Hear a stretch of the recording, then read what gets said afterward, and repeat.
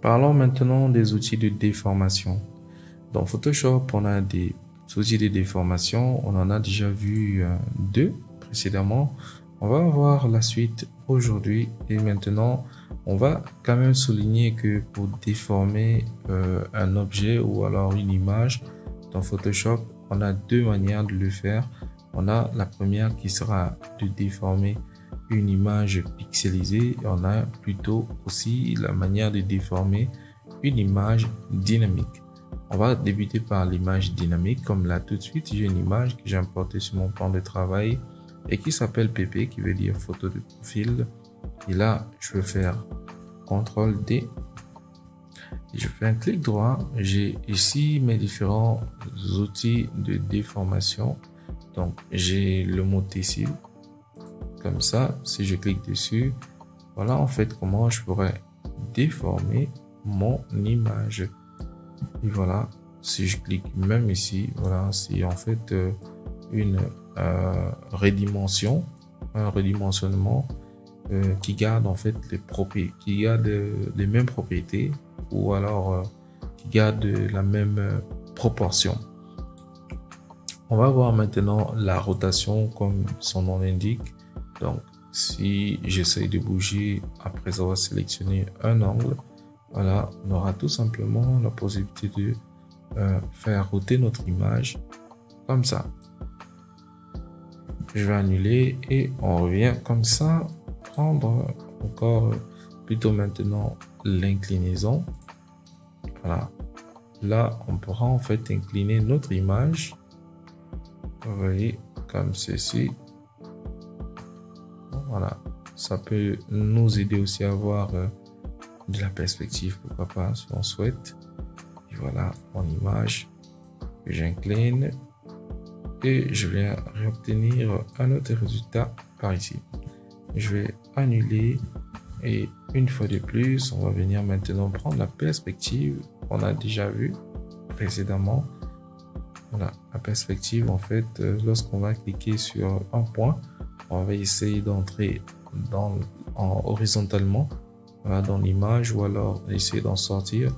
On aura en fait vraiment une perspective qui va s'appliquer parce que lorsqu'on va sélectionner un point, l'autre point sera aussi sélectionné en miroir. Donc les deux vont bouger au même moment. Donc ça sera pareil si on essaye par ici comme ça. On voit que les deux points en haut et en bas se déplacent et forment une ligne ou alors un segment vraiment très droit et aussi surtout bien mesuré. Maintenant, on va voir l'outil de distorsion. Voilà. Maintenant, la distorsion, on a vu, c'est un peu plus libre.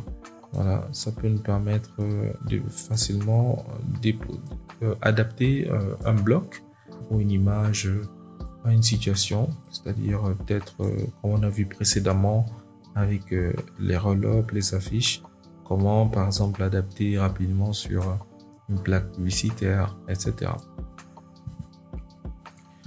Maintenant, on va voir un autre outil que généralement ça va peut-être vous sembler un peu difficile, mais rassurez-vous, ça serait très facile.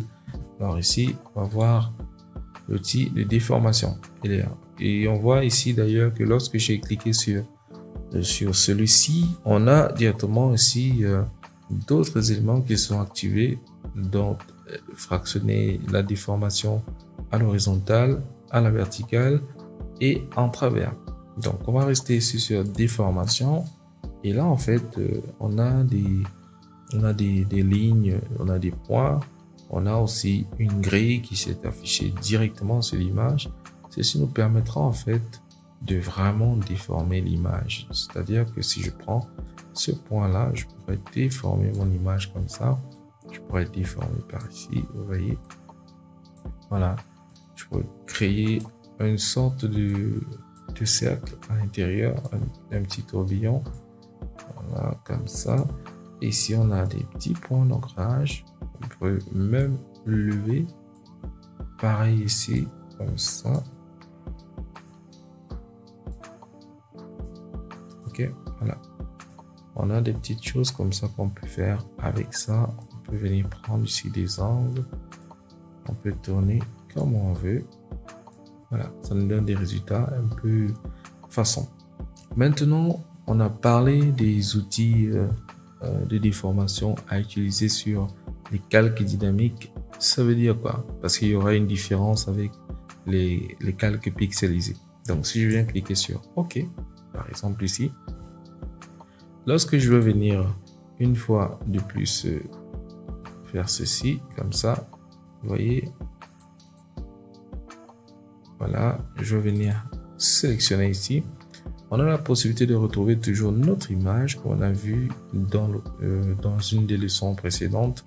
On a notre image qui est toujours bien là, tranquille. Elle n'est pas touchée du tout.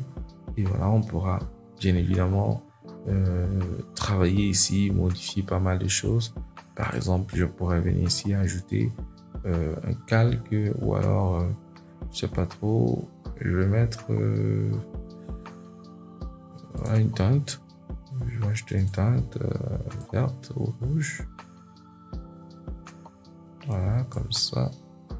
Et voilà, je vais enregistrer. Voilà, il va me demander d'enregistrer l'image d'abord avant de continuer. Bon, je ne vais pas trop faire ça. Je pensais que ça va être trop simple. Alors, on va annuler. Je ne vais pas trop faire ça. On va juste s'arrêter ici. Donc voilà, je peux retrouver mon calque là-bas. Je peux le modifier avant de revenir à ce niveau-ci. Alors ici, on va faire CTRL Z. On revient sur notre image. Et là, on va pixeliser notre image. Pour pixeliser, on va faire un clic droit. Et ici, on va venir pixeliser le calque. Maintenant, si je reviens encore une fois de plus sur déformation, vous voyez, voilà. Si on essaye de faire nos déformations comme on a fait précédemment, ok, voilà, c'est très bien. Mais une fois qu'on a validé, c'est terminé. On ne pourra plus rien faire d'autre. Même si on vient sélectionner ici, je double-clique, on a juste les styles de calque qui vont s'afficher pour nous permettre de venir modifier notre style de calque. Voilà, on ne pourra plus avoir accès aux informations du dynamisme de notre image. Donc, faites très attention lorsque vous avez utilisé les outils de déformation.